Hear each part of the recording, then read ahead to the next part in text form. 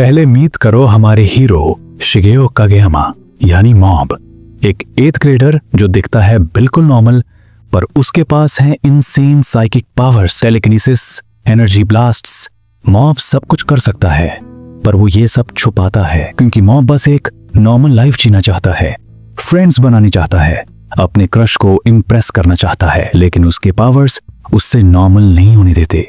वो सोचता है अगर मैं अपने पावर्स यूज करूं तो लोग मुझे फ्रीक समझेंगे। ये मॉब का इंटरनल स्ट्रगल है और इससे हम उससे इंस्टेंटली रिलेट करते हैं।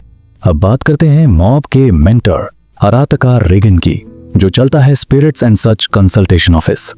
रेगन अपने आप को एक बड़ा साइकिक बोलता है, लेकिन गाइस ये एक सीक्रेट है, वो बिल्कुल फ्रॉड है। रेगन के पास कोई पावर्स नहीं, बस एक मस्त दिमाग है जो क्लाइंट्स को फूल करता है, पर उसका असली वेपन है मॉब। जब भी कोई रियल स्पिरिट प्रॉब्लम होता है, रेगन मॉब को बुलाता है और मॉब स्पिरिट्स को 1 सेकंड में खत्म कर देता है।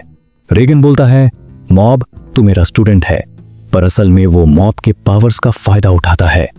एपिसोड शुरू होता है जब एक क्लाइंट हनाको रेगन के ऑफिस में आती है।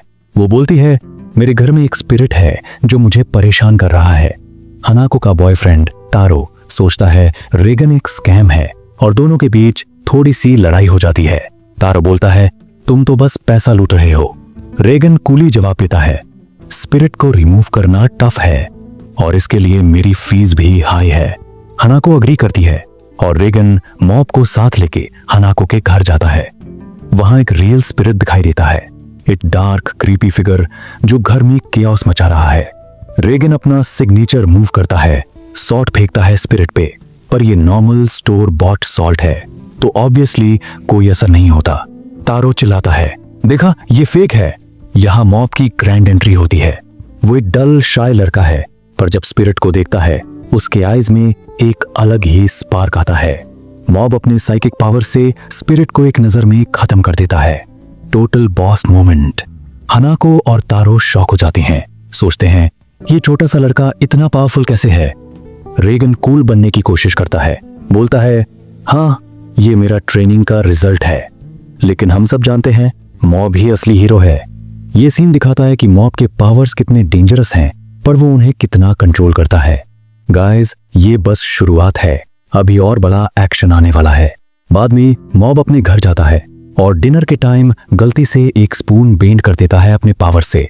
कमेंट में बताओ क्या आपको भी मॉब का ये साइड क्यूट लगता है। अब एक और बड़ा जॉब आता है। रेगन मॉब को बोलता है एक डेंजरस मिशन है, ओनेदो टनल में स्पिरिट्स हैं। ये टनल बंद है क्योंकि वहां लोग डिसअपियर हो रहे हैं। पूरा क्रीपी वाइब। रेगन कहता है 30 साल पहले एक बाइकर गैंग वहां क्रैश करके मर गई और उनके स्पिरिट्स अभी भी वहां हैं। मॉब और रेगन टनल में एंटर करते हैं और मॉब को इंस्टेंटली बहुत सारे स्पिरिट्स का ऑरा फील होता है। वो बोलता है यहां एक बड़ा स्पिरिट भी है जो नॉर्मल नहीं है। रेगन थोड़ा डर जाता है, पर अपने बॉस वाले एटीट्यूड में बोलता है मॉब तू वीक स्पिरिट्स हैंडल कर, मैं बाकी संभलता हूं। पर हम सब जानते हैं रेगन बस पोज मार रहा है। जब वो टनल के अंदर जाते हैं एक ह्यूज स्पिरिट सामने आता है, बॉस जो बाइकर गैंग का लीडर था। बॉस बोलता है मैं यहां एक बनाना पील की वजह से क्रैश हुआ था। कितना एम्बैरेसिंग। मॉब और बॉस के बीच फाइट शुरू होता है और रेगन अपना सॉल्ट फेंकने का नाटक करता है, पर ऑब्वियसली कोई असर नहीं होता। मॉब अपने साइकिक पावर से बॉस को मेल्ट करना शुरू करता है, एक एपिक साइकिक ग्लो के साथ। बॉस चिल्लाता है रुको, हमें एक बड़ा स्पिरिट ने मजबूर किया था लोगों पे अटैक करने के लिए। मॉब को एक और क्रीपी ऑरा फील होता है। एक मैसिव ईवल स्पिरिट टनल के अंदर छुपा है। ये ईवल स्पिरिट मॉब पे अटैक करता है और उससे खा जाता है। सब शॉक में है, क्या मॉब सच में खत्म हो गया? लेकिन मॉब अपने फुल पावर से स्पिरिट को अंदर से मेल्ट कर देता है। एक माइंड ब्लोइंग मोमेंट। इसके बाद बॉस और उसकी गैंग को एक फोटो मिलती है उनकी पुरानी गैंग की और वो पीसफुली पास ऑन कर जाते हैं। मॉब थक जाता है, पर रेगन बोलता है गुड जॉब मॉब, अब नेक्स्ट क्लाइंट का वेट करते हैं। मॉब बस चुप रहता है, सोचता है मैं बस नॉर्मल लाइफ चाहता हूं। ये एपिसोड दिखाता है कि मॉब के पावर्स कितने इनसेन हैं, पर उसका दिल कितना सिंपल है। तो शुरू होता है एपिसोड मॉब के इंट्रोडक्शन से। मॉब एक second year junior high school student है जिसे लोग एज ऑफ यूथ कहते हैं। मतलब वो टाइम जब सब अपने पैशन के पीछे भागते हैं। कोई स्पोर्ट्स में पसीना बहा रहा है, कोई पढ़ाई में जुटा है, कोई हॉबीज में, कोई टैलेंट को शाइन करा रहा है और कोई प्यार में पड़ रहा है। Sweet and Sawar love, you know. लेकिन मॉब वो क्या कर रहा है? एक टेलीकम्युनिकेशंस असिस्टेंट का पार्ट टाइम जॉब, और वो भी सिर्फ 300 येन पर आवर में। भाई इतना कम पैसा। मॉब की लाइफ थोड़ी बोरिंग लग रही है ना? अब अचानक सीन चेंज होता है और एक वियर्ड बात सामने आती है। रेगन बोलता है द कॉज इज इरोटिसिज्म। मतलब क्या? और दूसरा कैरेक्टर पूछता है इरोटिसिज्म। यहाँ से एक फनी ट्विस्ट आता है। किसी के शोल्डर पे कर्स है और वो कर्स है विशियस वन क्लिक पेन।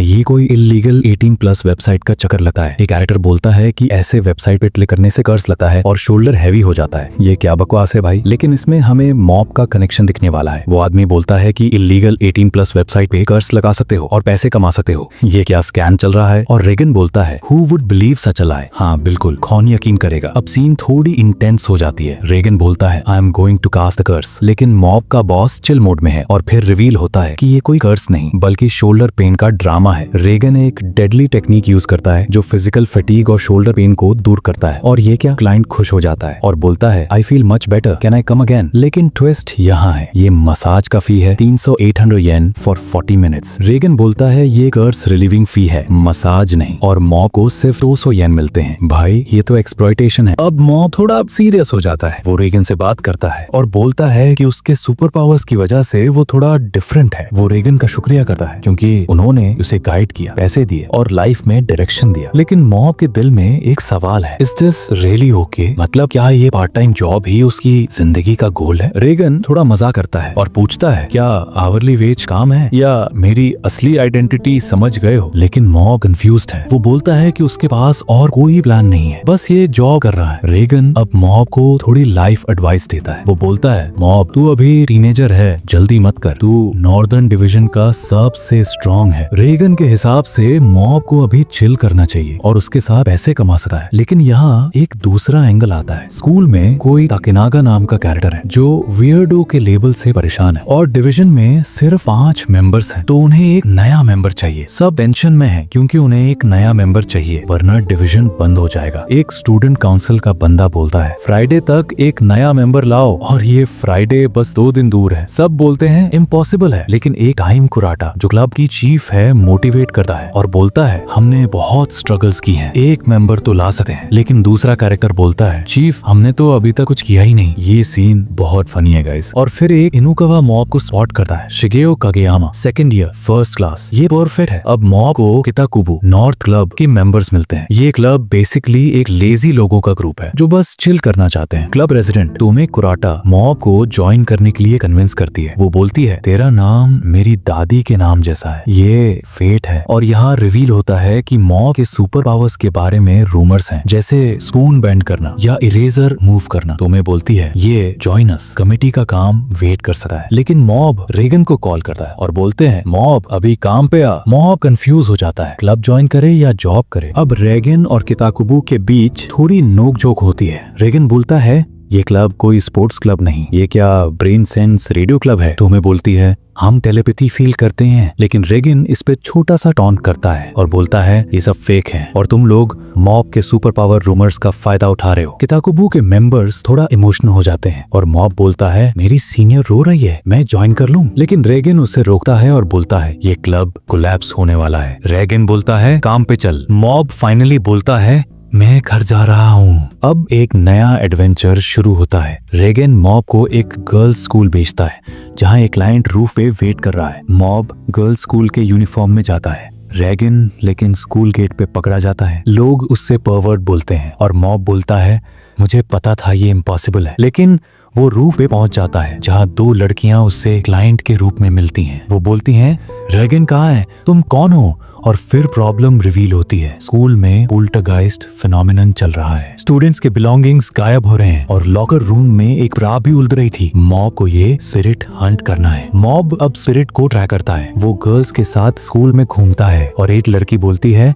कुछ दूर से झांक रहा था। मॉब बोलता है स्पिरिट एंग्री है, अगर हम चेस करते रहे तो कुछ बुरा हो सकता है। फाइनली मॉब स्पिरिट को ट्रैक करता है और ये स्पिरिट एक बड़ा स्कैरी गोस्ट निकालता है। गोस्ट बोलता है तुमने मेरा पैराडाइज डिस्ट्रॉय कर दिया, लेकिन मॉब उससे डिफीट कर देता है। लड़कियां इम्प्रेस्ड हो जाती हैं और बोलती हैं यू आर रिलायबल, लेकिन गोस्ट के लास्ट वर्ड्स मॉब को थोड़ा सोचने पे मजबूर कर देते हैं। You are the same age me, I was about to be happy. अब मॉब वापस किताकुबू के पास जाता है जहाँ टॉमे और बाकी मेंबर्स उसका वेट कर रहे हैं। वो मॉब को क्लब ज्वाइन करने के लिए फिर से कन्विंस करते हैं। एक कैरेक्टर मॉब से पूछता है तुझे जिंदगी में क्या करना है, कोई हॉबी, कोई दोस्त, कोई ड्रीम? मॉब बोलता है मुझे बस एंजॉय करना है। लेकिन वो थोड़ा सोचता है और अपने फर्स्ट लव सुबोमी के बारे में याद करता है। वो इमेजिन करता है कि सुबोमी के साथ वो एक नॉर्मल लाइफ जी सकता है, फ्रॉग्स देखते हुए, हैंड्स पकड़ के घर जाते हुए। ये सीन बहुत क्यूट है गाइस। एपिसोड के एंड में एक बड़ा ट्विस्ट आता है। मॉब किताकुबू ज्वाइन नहीं करता, बल्कि बॉडी रिमॉडलिंग क्लब ज्वाइन कर लेता है। ये एक ग्रुप है जो मसल्स बनाने के चक्कर में है और रास्ते में मॉब को एक रिलीजियस ग्रुप भी मिलता है। रेगन मॉब से पूछता है तू ठीक है ना इस सब के साथ? मतलब मॉब की लाइफ अब एकदम अलग डायरेक्शन में जा रही है।